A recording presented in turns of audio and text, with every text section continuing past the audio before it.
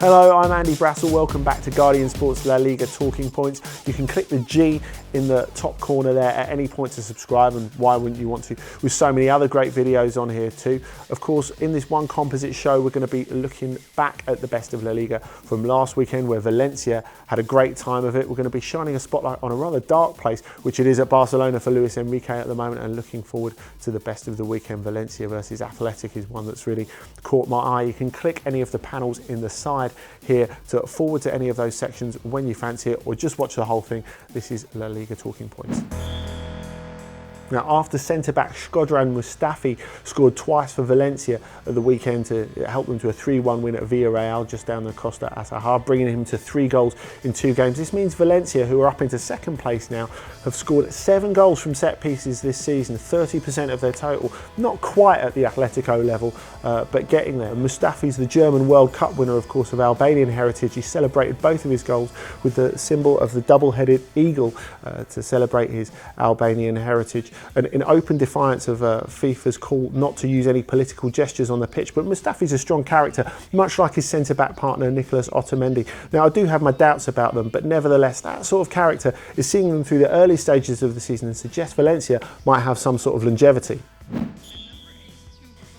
Now, poor Hagoba Arrasate was finally put out of his misery, fired as Real Sociedad coach on Monday after another miserable defeat of the Anoeta 1-0 to Malaga, who we'll talk about a little more later. Arrasate and Real Sociedad had completely lost their way. Only one win this season, bizarrely against Real Madrid at the Anoeta.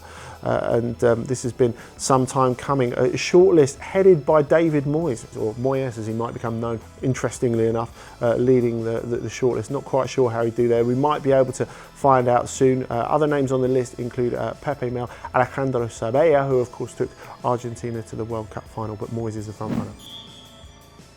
Now, 12 successive wins for Real Madrid in all competitions. They went to the top of the table this weekend, and Carlo Ancelotti is the toast of town, not just because of this show's endorsement last week, one assumes, but because of the way he's pulled together all these disparate elements of the squad into a real tight group, and they really showed that when they battered Granada, which was a potentially difficult fixture, 4-0 at the weekend. Now the Spanish media are talking about a potential contract extension for Senor Ancelotti, which will be going to either 2017 or 2018. Quite an achievement, given that he didn't win La Liga last season.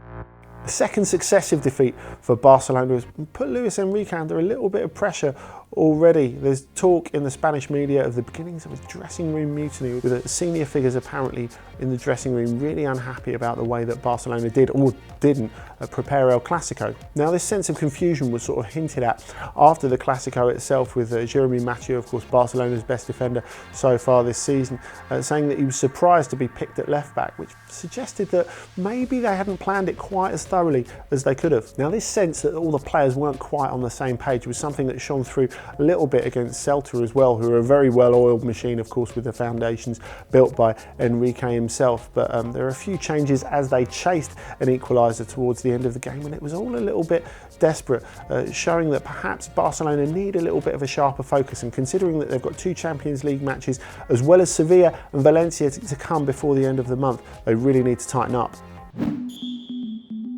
Now, another busy weekend ahead of us in La Liga. The one that's really catching my eye is Valencia, who we talked about earlier, in great form, facing Athletic, who had a little upward bump this weekend. Sevilla could have gone top if they'd gone to the San Mamés and won, but Athletic closed them out in a really hard-fought game, and Aritz Aduriz, who's always such a symbolic player for them, scored the opening goal. Now, he also got a thigh injury that forced him off Guillermo. He's really hoping he's going to be fit for this return to his former club Valencia, where he really felt he didn't get a fair crack. So if he could go back and haunt his old club at the Mestalla, that would be great for him.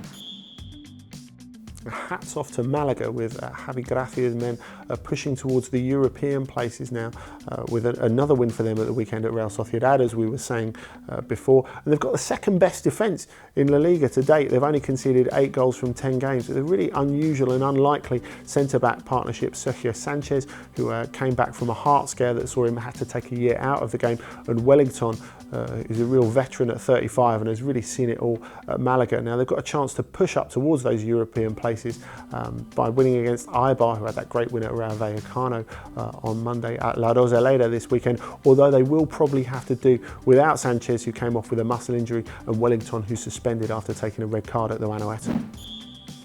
Now we're going to have a little look at a few of your questions. Thanks for sending them in. Feel free to leave them on the YouTube comments place, or indeed tweet me at Andy Brassell for next week. The ones we've got here from YouTube, Perlo the commenter, saying, do you think Dani Parejo is national team material? Now, of course, Parejo had been in such a great moment with Valencia, now the captain, got injured, so he's going to be out for most of the rest of the month, though he might make the big game with Barcelona at the Mestalla. I think it's just a question of so much competition. He's hugely improved. He's a real leader for his team and it really keeps things ticking in the midfield. But like another player, Atletico, Gabi, it's going to be really hard for him to break through into what's a packed area. From Twitter, we've got one from Rob Verdict saying, is there any new appetite for the TV money to be distributed fairly yet? Well, I suppose fairly is an interesting word. I think evenly is what Rob's getting at.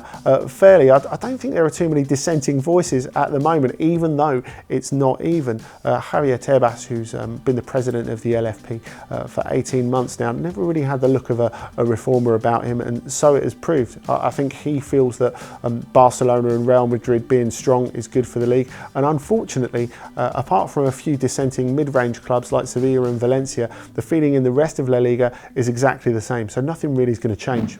Right, that's it for this week's La Liga Talking Points. Thanks so much for joining us. Leave any comments or send any questions. We're going to have another little go at those next week in the comments section below, or at my Twitter, at Andy Brassell. If you've enjoyed this, feel free to click like or share with friends, relatives, potential partners, whoever you deem appropriate. Don't forget to click to subscribe too, because there are other great videos here on Guardian Football. The Bundesliga covered by Ralf Honigstein. Julien Laurent has a bit of Liga for you, and Serie A ably covered by James Horncastle. We will see you back here next Tuesday for a bit more Football Español. Hasta luego.